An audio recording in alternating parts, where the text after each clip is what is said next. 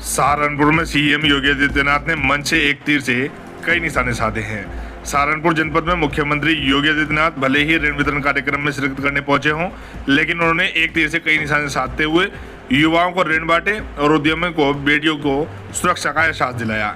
खिलाड़ियों के लिए तैयार हो रहे स्पोर्ट कॉलेज पर भी बेबाकी से बोले।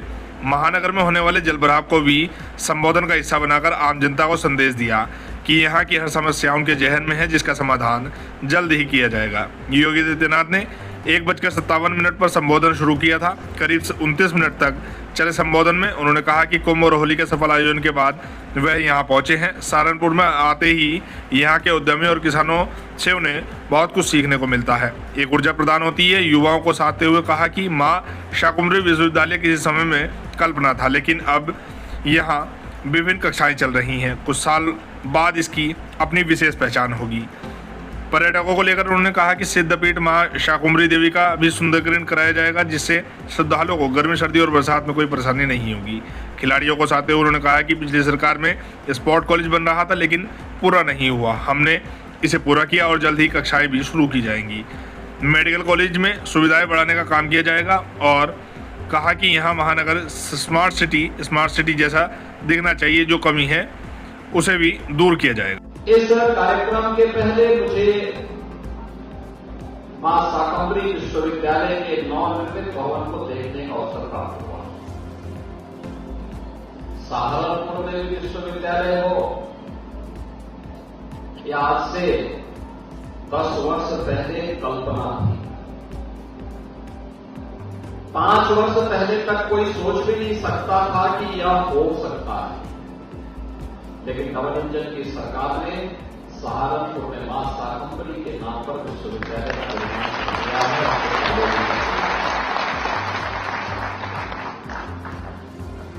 मां शाकुंभरी के धाम का सुंदरीकरण हो और वहां पर हर सीजन, सर्दी हो, गर्मी हो या बरसात, आने वाले समय में श्रद्धालु जनों को कोई समस्या न हो। आज इसके बाद हमारी बैठक होगी। बैठक के बाद फिर मुझे वहां जाकर के ये सब देखना है कि कैसे ये सब हो सकता है, उसको भी हम पूरा करें। सहारनपुर को दिल्ली से जोड़ने के लिए और सहारनपुर को लखनऊ से जोड़ने के लिए अच्छी कनेक्टिविटी हो। आने वाले समय में दिल्ली की दूरी आपकी मात्र 1.25 घंटे की। सहारनपुर के 1-2 जगह काम हो रहे हैं। यह कार्य जैसे ही कंप्लीट होगा, आपकी कनेक्टिविटी उतनी ही बेहतर हो जाएगी। सहारनपुर की यहां की पहचान को एक वैश्विक मान्यता मिले, वन डिस्ट्रिक्ट वन प्रोडक्ट के माध्यम से फूड कार्बिंग को आज वैश्विक मान्यता मिल रही है। लगभग 1000 करोड़ रुपए का यहां का फूड कार्बिंग का प्रोडक्ट एक्सपोर्ट हो रहा है, यानी दुनिया की मार्केट में पहुंच रहा है। ये कारीगर पहले भी थे, हस्तशिल्पी पहले भी थे,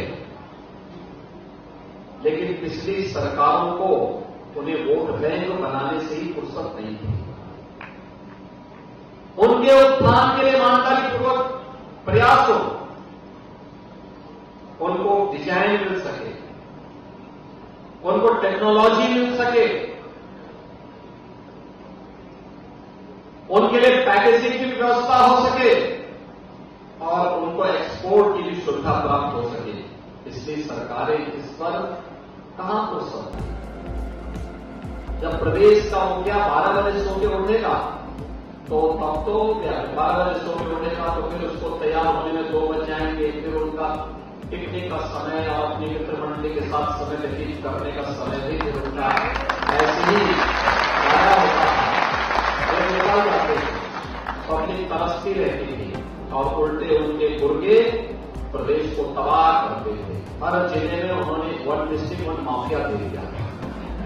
हमने 1 डिस्ट्रिक्ट 1 प्रोडक्ट दिया।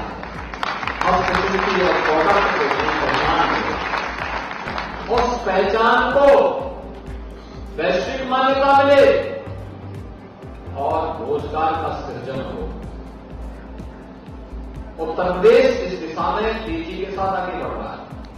आज आप देख रहे होंगे वन डिस्ट्रिक्ट वन प्रोडक्ट को देश के अंदर भी दुनिया के अंदर भी मान्यता मिल रही है। उत्तर प्रदेश के अंदर एक तरफ यहां के स्थानीय कारीगर, हस्तशिल्पी और अन्नदाता किसानों के प्रोडक्ट को वैश्विक मान्यता मिल रही है, तो रोजगार का सृजन यही हो रहा है, नौकरी यही मिल रही है, काम धाम कारोबार यही पनप रहा है। और दूसरी तरफ पिछली सरकारों के उन मुर्गों को जो वन डिस्ट्रिक्ट वन माफिया पैदा किए थे, उनको भी रसातल तक पहुंचाने का काम सरकार की बखूबी की। आज हम लोग एक नई स्कीम के साथ आपके बीच आए, क्योंकि यह आपकी पहचान है। आपकी उद्यमता को सम्मान मिले, आपके परिश्रम के सामने शासन नतमस्तक हो, उसको प्रोत्साहित करे। इसी के लिए सरकार आपके पास होती है। सरकार इसी के लिए बनाई जाती है। सरकार इसलिए नहीं बनाई जाती कि भाई भतीजावाद करके हम लोग सत्ता में लूट शुरू करते हैं। अभी आपने देखा होगा होली की खुशबू को कितना उत्साह उमंग के साथ भरने 60,244 युवाओं की भर्ती एक झटके में रिजल्ट निकाल करके कर दी है। सहारनपुर के बहुत सारे युवाओं को उसमें नौकरी मिली है। आपके गांव, आपके मोहल्ले के बहुत सारे युवा होंगे, बधाई दीजिए उनको। और मैं अपने मान्य विधायकों से भी कहूंगा कि अपने अपने विधानसभा में चिन्हित करिए, एक बार जब तक वो ट्रेनिंग के लिए जाते हैं, एक बार बैठिए उनके साथ में, किसी होली मिलन के कार्यक्रम में बुलाइए उनको। और इसमें भी 12,000 से अधिक बेटियां भर्ती हुई हैं। आप सोचिए 1947 से लेकर 2017 तक उत्तर प्रदेश पुलिस बल में केवल 10,000 महिलाएं कार्यरत थी, कुल 10,000। और हमने एक ही भर्ती में 12,000 से अधिक बेटियों को भर्ती कर दिया। और इससे पहले भी 1,56,000 भर्ती हमने की। अब मुझे बताओ, जो लोग अपने समय में भाई भतीजावाद के कारण कुछ नहीं कर पाते थे, वे कहते हैं भर्ती कहां हो रही है। अरे जिन्होंने 7,244 किया है, ये भी भर्ती है। और इससे पहले 7.5 लाख उत्तर प्रदेश के नौजवानों को सरकारी नौकरी तो दी गई है, वह भी भर्ती। अब कोई आरोप नहीं लगाता भाई भतीजेवाद का, जातिवाद का आरोप नहीं लगाता, क्षेत्र का या भाषा का आरोप नहीं लगाता। अब किसी एक गांव के लोग भर्ती नहीं हो सकते। अब तो प्रदेश के 75 जनपदों का युवा भर्ती होता है, हर नौकरी में उसका नाम आता है, आगे बढ़ता है। उसके लिए कोचिंग की व्यवस्था पूरे मुख्यमंत्री अभी ने कोचिंग की व्यवस्था के माध्यम से हमने उसको आगे बढ़ाने का काम किया। हर युवा प्रतिभाशाली है, उसको आगे बढ़ने का अवसर मिलना चाहिए। और ये सरकार ने किया। विश्वविद्यालय यहां पर जब आगे बढ़ेगा, तेजी के साथ कार्य करना प्रारंभ करेगा, विश्वविद्यालय सहारनपुर को एक नई पहचान देगा, एक नई पहचान देगा। अभी हम यहां पे आ रहे थे, इस कार्यक्रम के पहले एग्जीबिशन लगी थी, प्रदर्शनी लगी थी, प्रदर्शनी को देख रहे। कई स्टॉल ऐसे थे जिसमें